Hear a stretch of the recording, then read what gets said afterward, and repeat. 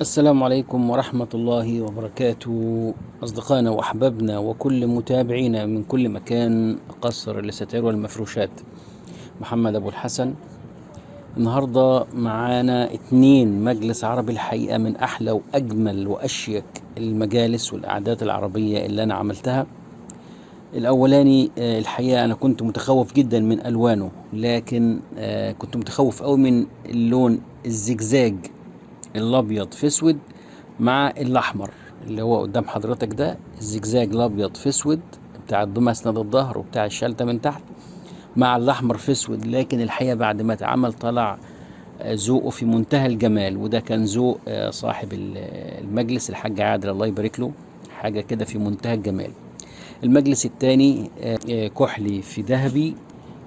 ما تنساش الاعجاب بالفيديو والاشتراك في القناة عشان يوصلك كل جديد من عندنا، ويلا بينا. ده المجلس الاولاني معانا النهاردة، اللي هو ارتفاع الشلتة بتاعته 35 سنتي، واخدة 3 دورات من قدام. الدورتين اللي فوق واخدين احمر، والدور اللي تحت الزجزاج الابيض في اسود. مسند الظهر مربع، ستريت مربع معمول زجزاج، اللي هو القماش بتاعه الزجزاج الابيض في اسود، واخد البفات المربعة الازرق في احمر، مع المخدات الايد المربعة والخداديات اللي واخدة تشكيلة الوان كوكتيل كده من الالوان. طبعا معمول من السفنج الريبوند الكثافة 90، الريبوند العالي الكثافة 90. الشلتة ومسند الظهر ومخدة الايد اللي هو المدفع المربع ده معمول كل الشغل ده من السفنج الريبوند الكثافة 90. وهنروح مصنع السفنج نشوف السفنج الريبوند ال90 ده شكله ايه.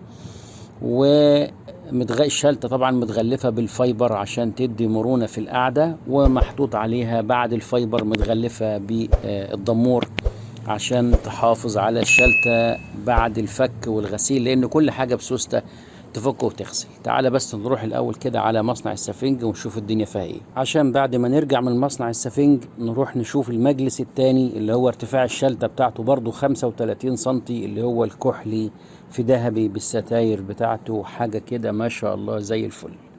احنا هنا اهوت في مصنع السفنج الريبوند. طبعا مصنع السفنج الريبوند، السفنج ده بيتصب بلوكات كبيرة، بيروح على المقص الكهرباء وبيتقص بمقاسات زي ما احنا عاوزين، على حسب المقاسات اللي احنا واخدينها عند العميل. شلتة لو 20 سنتي بنقص 20، الشلتة لو 30 بنقص 30 سنتي في العمق بتاعها. كل ده من البلوكة الكبيرة. ده بالنسبة للشلتة. وكذلك مسند الظهر كده بيدخلوا على مكنة التفريم علشان يتفرموا ويبقوا بالشكل ده كده اللي قدامنا ده. طبعا في ناس ما بتحبش مسند الظهر من الريبوند، عايزين مسند الظهر من السفنج اللي في ايديا ده.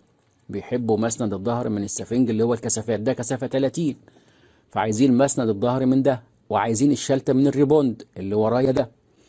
فاحنا بننفذ طلبهم، مفيش مشكلة.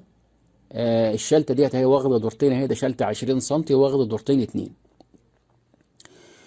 ده سفنج ريبوند، طبعا دي كثافة 90، وده شلتة تانية 25 سنتي، السمك بتاعها 25 سنتي.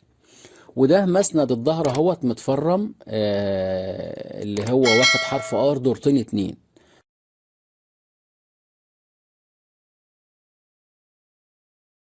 هقلبه دلوقتي على جنبه كده بحيث برضو ان انت تشوفه اهوت. مسند الظهر ده واخد دورتين 2 اهم، واخد دورتين 2. ده ريبوند برضو كثافة 90، زي ما العميل بيحب. عايز يعمل مسند الظهر من الريبوند ماشي، عايز يعمل مسند الظهر من السفنج الكثافات اللي هو لون واحد اللي جنبنا اللي جنب ده ماشي، مفيش مشكلة. طبعا احنا اثناء الشغل لازم نغلف الشلتة دي عشان السفنج ده ناشف شوية، لازم نغلفه بالفايبر. لازم نغلف الشلتة بالفايبر، وبنحط عليها بعد ما نغلفها بالفايبر بنحط عليها بنغلفها تاني بالضمور، عشان لما الشلتة تتفك وتتغسل ما تتبهدلش، الضمور يبقى محافظ على الشلتة.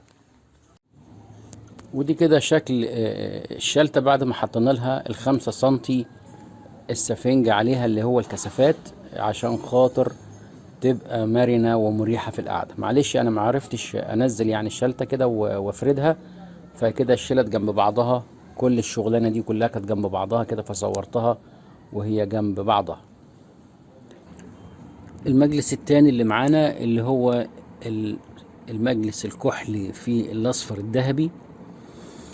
الشلتة بتاعته 35 سم، ارتفاع الشلتة 35 سم، ومعمول برضو 3 دورات. الدورة اللي فوق مع الوش اللي فوق كحلي، والدورة اللي تحت مع الوش اللي تحت كحلي، والدورة اللي في النص الاصفر الذهبي. الظهر بقى معمول كابتونيه شرايح، كابتونيه شرايح، وده الحقيقة لازم يكون الظهر من ورا خشب. الظهر ده مش كله سفنج، وش الصدر المسند من قدام اللي بسند عليه ده سفنج، ومن ورا معمول خشب كونتر، علشان خاطر اقدر اثبت الكابتونيه الشرايح اللي معمول على الظهر، اللي واخده برضو اللون الاصفر. مخدة الايد اللي هي المشطوفة ومعمولة من اللون الكحلي، مع بالاضافة للخداديات اللي على المجلس. طبعا المجلس عشان كبير، واخد ما شاء الله مساحة كبيرة قوي، فمعمول له اكتر من ترابيزة. الترابيزات دي طبعا كلها كده معمولة من الخشب، وعليها الازاز بتاعها، وليها العجل بتاعت اللي بيحركها، عشان خاطر اقدر احركها بسهولة. لو انا قاعد مثلا في اول المجلس ولا في اخر المجلس، ما تبقاش الترابيزة بعيدة عليا، واحركها تبقى تتحرك معايا بسهولة. حتى لو انا فارش حاجة في الارض، الترابيزة ما تعوقنيش في حاجة. الحقيقة المجلس بالستاير بتاعته من شغلنا، ستاير القيمة المعمولة دي برضو القيمة الذهبي، في القماش بتاعها التريجر القطيفة الكحلي، عشان تبقى متناسقة كلها مع بعضها. القعدة كلها طبعا من السفنج الريبوند الكثافة 90 اللي كنا شايفينه في المصنع من شوية، اللي رحنا المصنع وشفناه. كل المجلس من السفنج الريبوند الكثافة 90، ما عدا سفنج الظهر. هنا سفنج الظهر مش معمول من السفنج الريبوند، لان كابتونيه شرايح ما ينفعش اعمله من السفنج الريبوند، لازم يبقى سفنج كثافات. كنا عاملين واحنا عملناها الحقيقه من السفنج الكثافه 35.